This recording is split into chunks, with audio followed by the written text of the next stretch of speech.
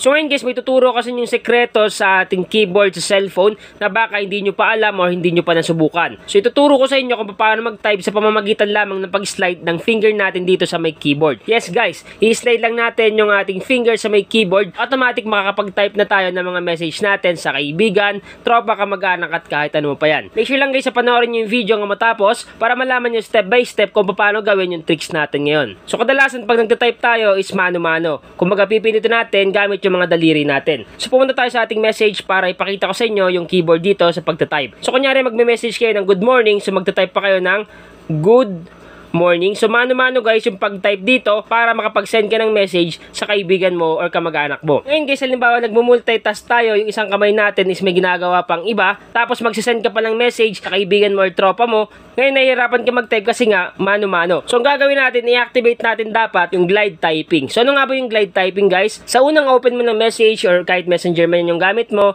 WhatsApp or kahit anong application guys na magta-type ka, kasi nga yung keyboard natin is nasa cellphone yan, which is yung Gboard. Ngayon ang gagawin natin, click lang natin tong settings. Once na maklik mo na yung settings, hanapin mo dyan yung glide typing. So, eto yun guys, glide typing. So, ano nga ba yung glide typing guys? Ibig sabihin ng glide typing, pwede ka mag-type sa pamamagitan ng pag-slide ng ating finger dito sa may keyboard sa cellphone natin. Sa ganung paraan, mapapabilis yung pag-type natin ng mga messages. Susubukan natin, click lang natin tong glide typing.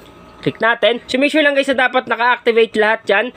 Yung enable glide typing, show gesture trail, enable gesture delete, enable gesture cursor control. Dapat naka-on yan lahat para activated yung ating glide typing sa keyboard ng ating cellphone. Once naman mo na lahat yan, back lang natin. So, bumalik tayo dun sa may keyboard. So, ito yung keyboard ng ating cellphone. Halimbawa, mag-type ka, imbis na magmamano-mano ka pa, kunyari isang kamay lang yung gagamitin, halimbawa, good morning. So, napakahirap guys kasi nga, isang kamay lang yung gamit, halimbawa, busy yung isang kamay mo, so, mahirapan ka talaga. So, sa pamamagitan ng glide typing, hindi ka na magmamano-mano mag-type, i-slide mo na lang. So, kunyari, good morning, syempre magsisimula ka sa letter G, punta ka sa O, then D. Automatic guys, lalabas yan yung good.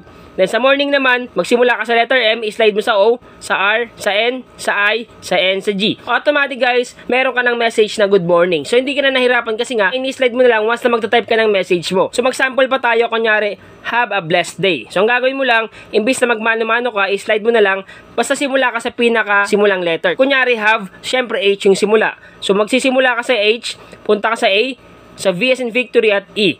Automatic guys, lalabas ka agad yung have. Then, sunod naman, pag once na kahit itap mo na lang or kahit i-slide mo rin ng konti, okay lang yon. Then, blessed day, B-L-E-S-D.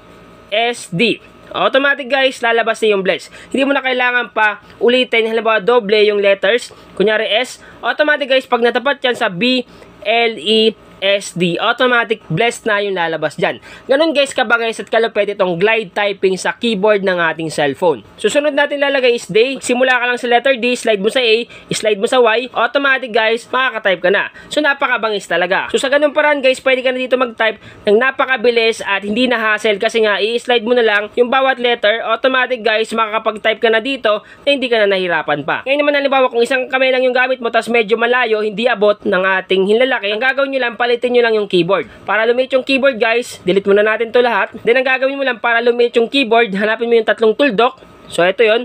Once hindi mo yun makita guys, iswipe mo lang dito or minsan naman i-click mo lang itong arrow dito kasi nga nakatago lang yan. Once na naklik mo yung arrow, lalabas yung tatlong tuldok dyan. So click lang natin. Once na maklik mo guys, hanapin mo yung one-handed. So ito yon. Pag click mo yan, automatic guys, maliit na yung ating keyboard. At pwede ka na mag-slide ng mga words na gusto mo i-message sa kaibigan mo, tropa mo, kamag-anak mo, or kahit anong paman. Guys, take note compatible to guys sa ating SMS, sa Messenger, at sa iba pang mga social media apps na gumagamit ng keyboard sa ating cellphone. So sana guys, nakatulong tong vlog ko ngayon. Once again naman, Tech PH, thank you and God bless all.